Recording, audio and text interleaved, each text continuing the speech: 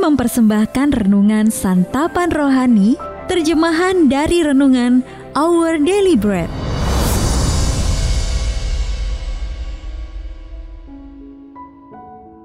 Untuk menerima notifikasi video baru kami, silakan tekan tombol subscribe dan tanda lonceng di bawah ini. Sahabat ODB, pembacaan Alkitab hari ini terambil dari Zakaria pasal yang keempat ayat yang keempat sampai dengan ayat yang ke-10. Zakaria pasal yang keempat ayat yang keempat sampai dengan ayat yang ke-10. Lalu berbicaralah aku, kataku kepada malaikat yang berbicara dengan aku itu, apakah arti semuanya ini, Tuanku? Maka berbicaralah malaikat yang berbicara dengan aku itu, katanya kepadaku, tidakkah engkau tahu apa arti semuanya ini? Jawabku, tidak, Tuanku. Maka berbicaralah ia, katanya, inilah firman Tuhan kepada Zerubabel. Bunyinya, bukan dengan keperkasaan dan bukan dengan kekuatan, melainkan dengan Rohku, firman Tuhan semesta alam. Siapakah engkau gunung yang besar? Di depan Zerubabel, engkau menjadi tanah rata. Ia akan mengangkat batu utama, sedang orang bersorak, bagus, bagus sekali batu itu. Kemudian datanglah firman Tuhan kepadaku demikian, tangan Zerubabel telah meletakkan dasar rumah ini, dan tangannya juga akan menyelesaikannya. Maka kamu akan mengetahui bahwa Tuhan semesta alam yang mengutus aku kepadamu. Sebab siapa yang memandang hina hari peristiwa-peristiwa yang kecil, mereka akan bersukaria melihat batu pilihan di tangan Zerubabel. Yang 7 ini adalah mata Tuhan yang menjelajah seluruh bumi. Ayat mas renungan hari ini terambil dari Zakaria pasal yang keempat ayat yang ke-10. Siapa yang memandang hina hari peristiwa-peristiwa yang kecil? Renungan hari ini berjudul Kecil Tapi Besar, ditulis oleh Patricia Rayburn.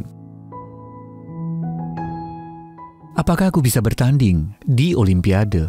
Seorang perenang tingkat perguruan tinggi khawatir bahwa ia kurang cepat. Namun, ketika seorang profesor matematika, Ken Ono, mempelajari teknik renang pemudi itu, ia menemukan cara untuk meningkatkan kecepatannya sampai 6 detik penuh. Itu perbedaan yang sangat substansial pada kompetisi setingkat Olimpiade. Setelah memasang sensor pada punggung perenang, ia tidak melihat perlunya perubahan-perubahan besar untuk meningkatkan rekor waktunya. Sebaliknya, Ono mengidentifikasi tindakan korektif yang kecil yang jika diterapkan akan membuat atlet muda itu berenang dengan lebih efisien di dalam air, sehingga dapat mencapai jarak waktu yang dibutuhkan untuk menang. Koreksi kecil yang kita terapkan dalam kehidupan rohani juga dapat berdampak besar bagi kita. Nabi Zakaria mengajarkan prinsip serupa kepada sisa bangsa Yahudi yang tawar hati dalam perjuangan mereka bersama Zerubabel untuk membangun kembali bait Allah setelah pengasingan mereka.